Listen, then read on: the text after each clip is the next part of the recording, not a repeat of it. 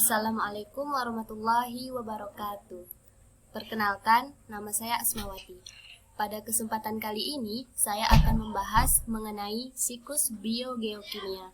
Nah, teman-teman semua sudah tahu apa belum siklus biogeokimia itu apa? Kalau belum, mari kita bahas bersama-sama.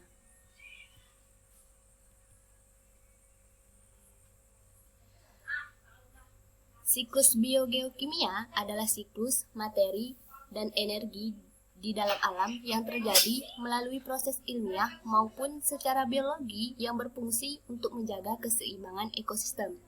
Siklus biogeokimia sering juga disebut dengan siklus organik-anorganik, di mana unsur-unsur atau senyawa kimia yang mengalir dari komponen abiotik ke komponen biotik dan akan kembali lagi ke komponen abiotik. Unsur-unsur tersebut tidak hanya melalui organisme, tetapi juga melibatkan reaksi-reaksi kimia dalam lingkungan abiotik. Nah, di sini terdapat 6 siklus biogeokimia.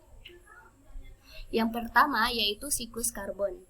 Siklus karbon merupakan siklus biogeokimia di mana karbon dipertukarkan antara biosfer, geosfer, hidrosfer, dan atmosfer bumi. Karbon membentuk kerangka molekul-molekul organik yang esensial untuk semua organisme. Organisme fotosintetik memanfaatkan CO2 selama fotosintesis dan mengonversi karbon menjadi bentuk-bentuk organik yang digunakan oleh konsumen, termasuk hewan, fungi, serta protista dan prokariota heterotrofik. Reservoir utama karbon mencakup bahan bakar fosil, tanah, sedimen dari ekosistem perairan, lautan biomasa, tumbuhan, dan hewan, serta atmosfer. Reservoir terbesar adalah bebatuan sedimen seperti gamping. Ini terdapat gambar siklus karbon, yang mana dimulai dari CO2 di udara akan diikat oleh organisme autotrof, yang akan digunakan dalam proses fotosintesis. Melalui fotosintesis akan menghasilkan gas oksigen. O2 dimanfaatkan manusia dan hewan untuk respirasi, kemudian CO2 dilepaskan sebagai sisa metabolisme. CO2 di udara kembali diserap organisme autotrof. CO2 juga dihasilkan dari organisme yang mati dan aktivitas industri seperti sisa pembakaran bahan bakar fosil.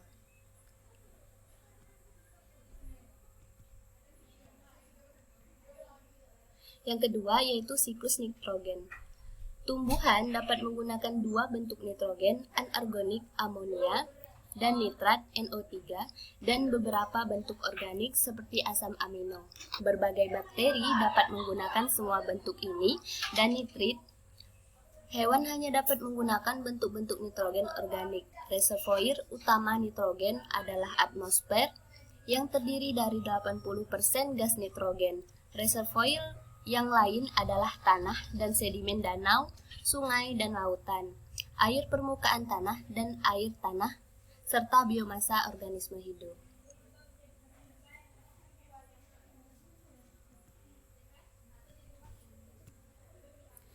Ini adalah gambar siklus nitrogen, di mana dimulai dari proses fiksasi nitrogen oleh bakteri Rhizobium atau Azotobacter pada akar tanaman.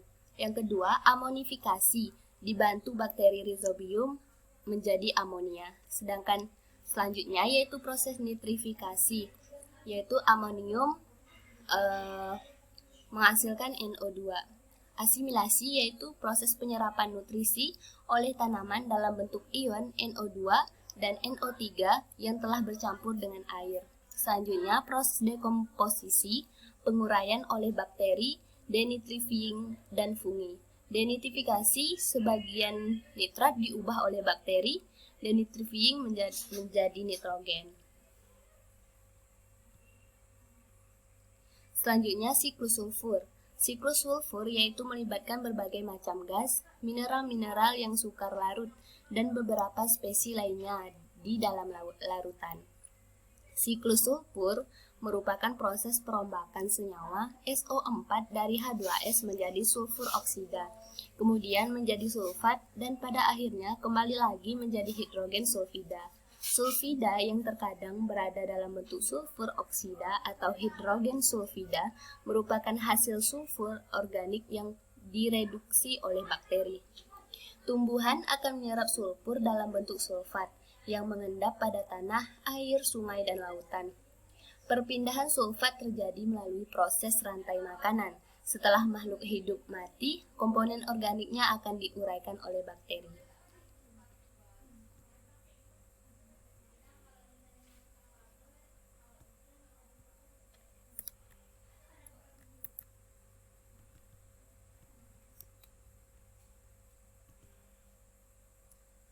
Ini adalah gambar dari siklus sulfur.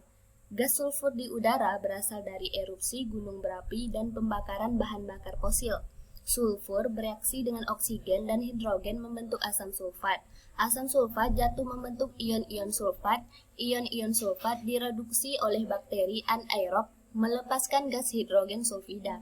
Gas hidrogen sulfida bereaksi dengan oksigen dan membentuk gas sulfur kembali. Keempat, siklus fosfor. Organisme memerlukan fosfor sebagai penyusun utama asam nukleat, fosfolipid dan ATP serta molekul penyimpanan energi lainnya, dan sebagai mineral penyusun tulang dan gigi. Akumulasi terbesar dari fosfor adalah dalam bebatuan sedimen yang berasal dari laut. Terdapat pula banyak fosfor dalam tanah, di dalam laut, dalam bentuk terlarut, dan dalam organisme. Bentuk anorganik fosfor yang paling penting secara biologis adalah fosfat, yang diabsorpsi dan digunakan oleh tumbuhan dalam sintesis senyawa-senyawa organik. Ini terdapat siklus fosfor, di mana pelapukan batuan atau proses fosfor berpindah ke tanah. Yang kedua, penyerapan oleh tanaman dan hewan, selanjutnya ke proses dekomposisi, dan selanjutnya PO43 berpindah ke perairan mengikuti aliran air. Selanjutnya yaitu siklus oksigen. Molekul oksigen bereaksi dengan semua unsur lain kecuali halogen, beberapa logam mulia, dan gas-gas mulia baik dalam suhu ruangan atau pada pemanasan. Oksigen merupakan unsur yang vital bagi kehidupan di bumi. Oksigen dimanfaatkan untuk proses pernafasan atau respirasi. Proses respirasi mengeluarkan zat sisa berupa karbon dioksida. Karbon dioksida kemudian digunakan lagi oleh tumbuhan untuk fotosintesis. Ini terdapat gambar dari siklus oksigen ya. Siklus oksigen diawali dengan adanya penyerapan karbon dioksida oleh tumbuhan untuk melakukan fotosintesis. Dari proses fotosintesis, tumbuhan akan menghasilkan oksigen. Oksigen yang dihasilkan akan dihirup oleh manusia dan hewan melalui proses respirasi. Setelah melalui proses respirasi akan dikeluarkan lagi karbon dioksida sebagai zat sisa hasil dari metabolisme. Kegiatan industri juga memanfaatkan oksigen yang tersedia di bumi dan melepaskan zat karbon dioksida sebagai zat limbah industri. Zat karbon dioksida yang dilepaskan oleh manusia, hewan, dan kegiatan industri akan diserap kembali oleh tumbuhan untuk fotosintesis. Selanjutnya yaitu siklus air atau hidrologi. Air penting sekali untuk semua organisme dan ketersediaannya memengaruhi laju proses-proses ekosistem, terutama produksi primer dan dekomposisi di ekosistem darat. Pembekuan air tanah dapat membatasi ketersediaan air untuk tumbuhan darat. Lautan mengandung sekitar 97% air di dalam biosfer. Sekitar 2% terikat dalam gletser dan tudung es kutub. Sementara 1% yang tersisa berada di danau, sungai, dan air tanah, dengan jumlah yang sangat sedikit di atmosfer.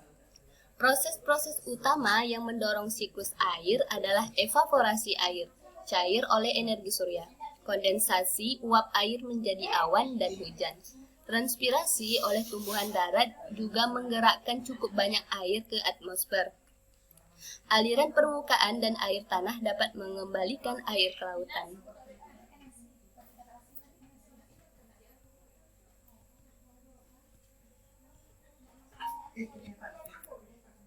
Ini terdapat gambar siklus air. di mana dimulai dari proses evaporasi, yaitu proses di mana air yang ada di laut, rawa, sungai, danau, dan lainnya menguap karena adanya pemanasan dari sinar matahari. Kondensasi, penggumpalan sebagai awan, selanjutnya presipitasi, jatuh sebagai hujan, infiltrasi, penyerapan air ke dalam tanah. Faktor yang dapat mempengaruhi daur air adalah cahaya matahari, suhu udara, arah angin, dan kelembapan udara. Baik, itu tadi dari saya. Terima kasih atas perhatiannya. Mohon maaf apabila terdapat kesalahan dalam penyampaian. Dan saya akhiri. Wabillahi taufiq wa hidayah. Wassalamualaikum warahmatullahi wabarakatuh.